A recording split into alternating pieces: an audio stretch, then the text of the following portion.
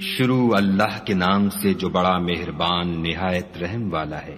جب آسمان پھٹ جائے گا اور جب تارے جھڑ پڑیں گے اور جب دریا بہہ کر ایک دوسرے سے مل جائیں گے اور جب قبریں اکھیڑ دی جائیں گی، تب ہر شخص معلوم کر لے گا کہ اس نے آگے کیا بھیجا تھا اور پیچھے کیا چھوڑا تھا۔ اے انسان، تجھ کو اپنے پروردگار کرم گستر کے بارے میں کس چیز نے دھوکہ دیا؟